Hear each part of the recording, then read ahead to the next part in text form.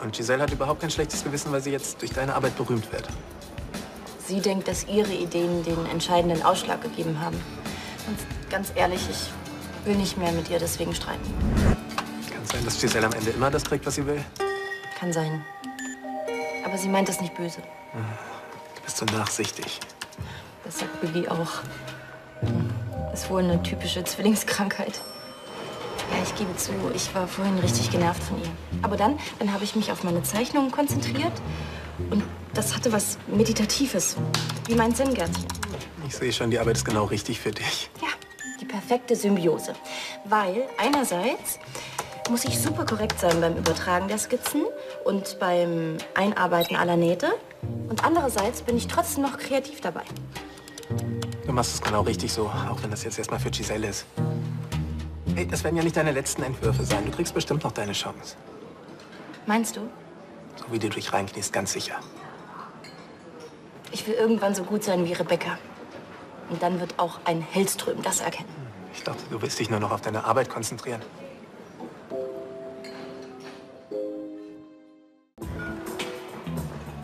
Hey, du bist Kim Wolf, die Tochter von Ansgar von Lahnstein, oder? Ja, ich rede nicht mit der Presse.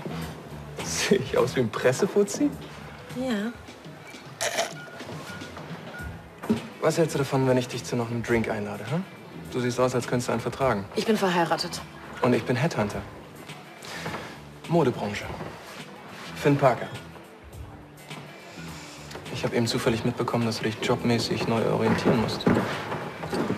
So, bitteschön. Danke. Und wir nehmen gleich noch einen von dem, bitte. Okay.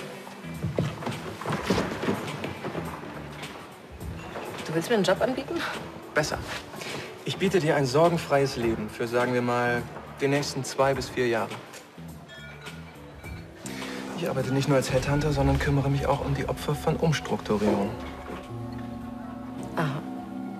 Ich kaufe Informationen. Zum Beispiel über Rebecca von Lahnsteins neueste Kollektion. Sie arbeitet doch schon an neuen Entwürfen, oder?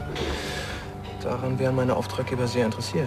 Das ist Industriespionage. Das ist freie Marktwirtschaft. Überlegst dir, wenn du mir Rebeccas Entwürfe verkaufst, dann kannst du die nächsten Jahre auf den Malediven tauchen und brauchst dich nicht mehr darüber ärgern, dass man dich abserviert hat.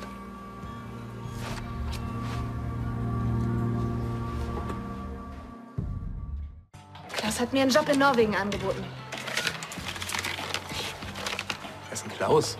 Ehemaliger Kollege von Brandnerbaum. Gut bezahlt. Ja, aber das wolltest du doch absagen. Ja, wollte ich auch. Und dann hat Tristan mich wieder blöd angemacht, also habe ich ihn angenommen.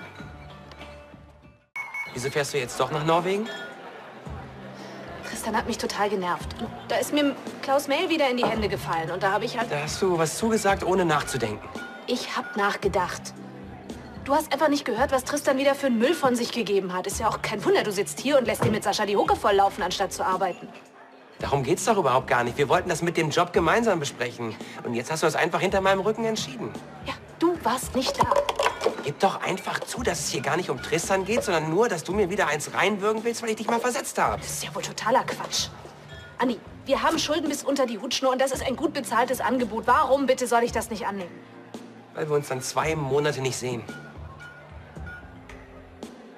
Ja, das weiß ich auch. Und 2 Monate können lang sein. Aber mein Gott, es gibt Chats, es gibt alles. Abgesehen davon haben wir mit Elisabeth einen festen Zeitplan für die Renovierung ausgemacht. Wie soll ich das denn bitte erledigen, wenn du einfach abhaust? Ich will euch beiden nicht stören, aber wir müssen los. Wohin? Boxclub. Hab ich dir doch erzählt. Wir quatschen einfach später, okay? Ich kann irgendwie verstehen, dass du abhaust. Ich weiß, wie es ist, mit Tristan zu arbeiten. Der ist auch mein Chef. Aber du bist nicht von ihm abhängig.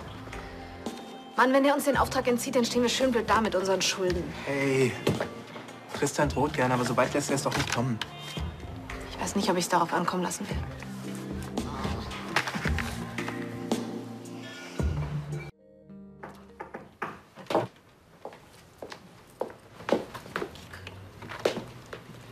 Ah, du bist da. Mhm.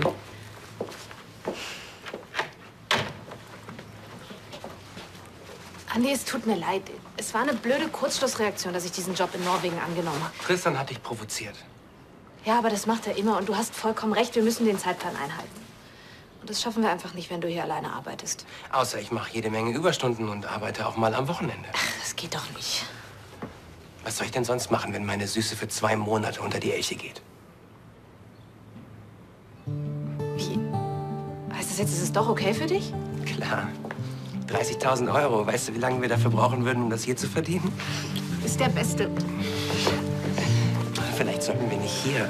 Doch, wieso ist doch keiner da? Naja. Ihr könnt rauskommen.